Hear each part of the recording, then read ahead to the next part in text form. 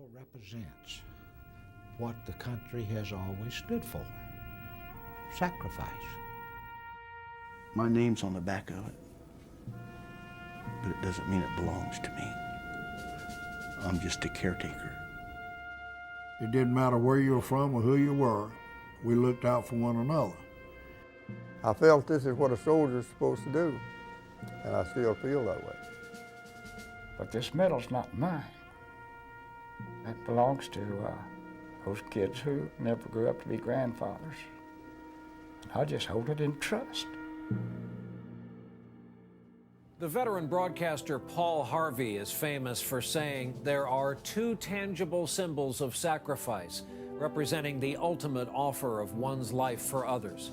One of those symbols is the cross of Christ, and the other is the Congressional Medal of Honor. It's likely that when he first uttered those words, the Medal of Honor was more widely recognized than it is today. But to those who have heard the stories of brave American service people who, in the heat of combat, performed astonishing acts of selflessness to aid their embattled comrades, that symbol shines as brightly and significantly as any other in American life. Signed into law by President Lincoln in 1861, the medal was first intended for Navy personnel, but soon after a similar decoration was established for the Army. The medal was bestowed much more frequently in those days, but by the time an Air Force medal was established a century later, the existence of other military decorations made the Medal of Honor our nation's highest and rarest military honor. Fewer than 3,500 Americans have ever been chosen to wear this hallowed emblem, many of them posthumously. But despite its rarity, the ideals it symbolizes are alive in each and every person who serves this nation in uniform. Namely, the capacity for courage, selflessness, and sacrifice that are the hallmarks of service. There can be no doubt, as we pause to take stock of our lives as Americans, we can find profound inspiration in these stories and perhaps recognize some of those prized characteristics in our civilian lives as well. I was working at a bowling alley. I ran the restaurant at a bowling alley, and we had a television, and there came a very short clip of the president putting the Medal of Honor on Roger Donlon. And he just, standing so tall and so straight. And now, because of the military people in my family, I was very aware of what the Medal of Honor was. And I thought, wow, when I grow up, I'd like to be a soldier like him. In World War II, when my older brothers were off, and my first prayer that I can remember uttering in seriousness was that I would someday have the privilege and be able to grow up and serve. I had a brother who served in Korea. All four of my brothers-in-law were World War II guys. One was killed. So those were my heroes, family. I was liberated from the German camp by the 11th Armored Division. This was something you never forget. So I made a promise. Lord help me, if I ever go to America, I'm gonna become a G.I. Joe. I grew up in a very small town and developed an appreciation of service to country. In a small town like that, every Flag Day, every 4th of July, Veterans Day, there was always a parade in town, and I was quite impressed with that as a child. In 1952, I got a letter in the mail that says, "Greetings, you've been selected by your friends and neighbors," and I was being drafted. I went kick hell out of my two friends and then checked my neighbors, and none of them had done that. So if they ever do start the draft again, they got to change that letter. That was a terrible way to find out that I was going into service. I was drafted in 1950, and I was taught that when you got drafted, you had to go. It was your duty. I didn't even know where in the heck Korea was. We had been warned about the problem of Okinawa. The night before, we were told that the entire 1st Marine Division was expendable. That means that we're going to lose everybody. I said, I don't know what Vietnam's like, because I'm the only non-returnee in this group. But if you'll trust me, I'll bring you all home. And then all hell broke out. They started firing right from left to right behind us. The only way we could get out was fight our way out. I mean, the war is now there, right now. All right, I said, Pete, for God's sakes, move your gun out. You're going to shoot the top of Bucky's head off. And he says, we can't shoot. They're just shooting at us. The lead tank pulled up right beside my gunner.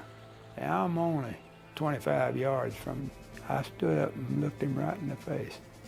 They were that close to us, and you're laying there, you're thinking, this is it. You're facing an old man death right in the face.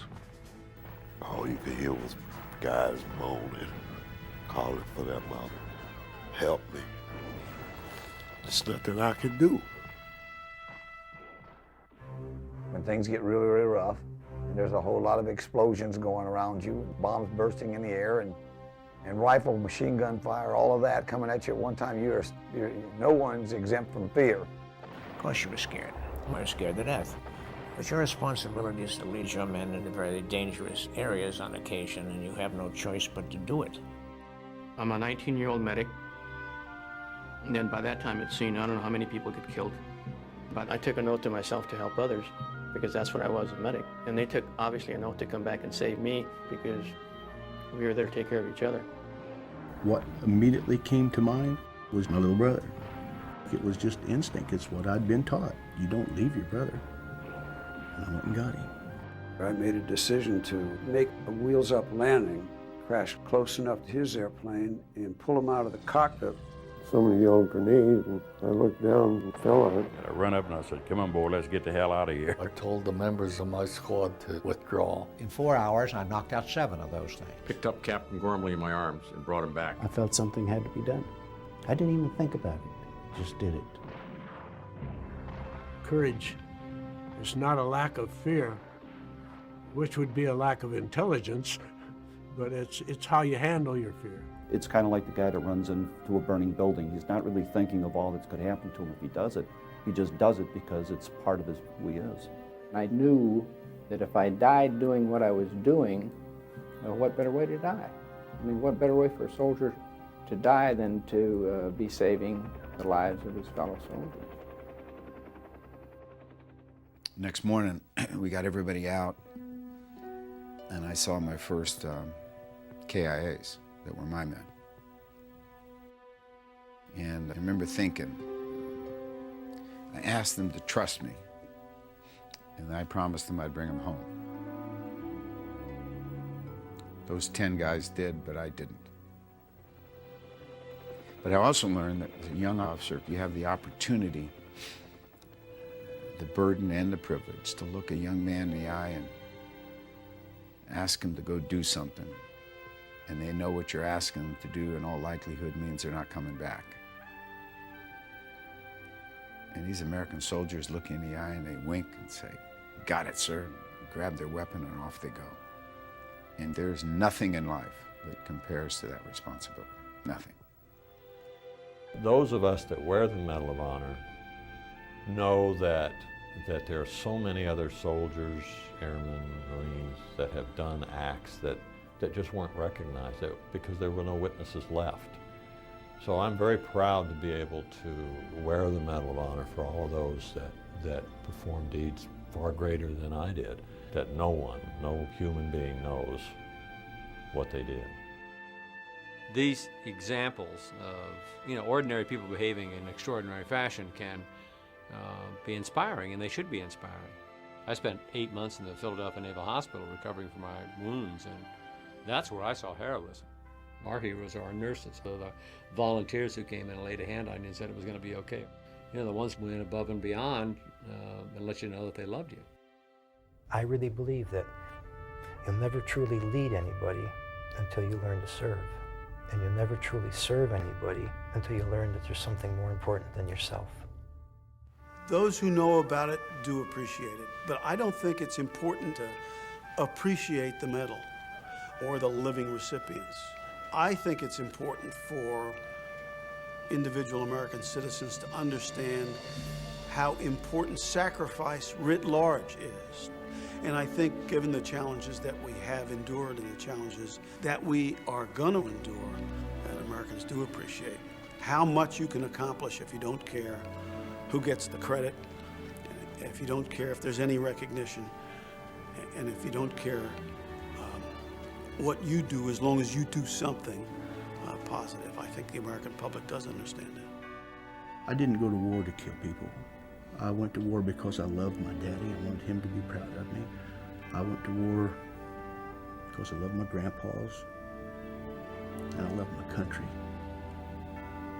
And when I got over there, the reason why we fought so hard was because we discovered we loved each other, that we were all we had.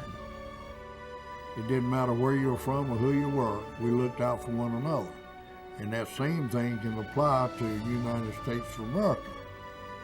And every citizen, take care of one another. In the squad, there's 8 of us, and we all agreed that everybody would come back one way or the other. You learn brotherhood when you learn to live together and eat together and sleep together. You learn to trust people. That's the big thing. We're all the same. We're Americans.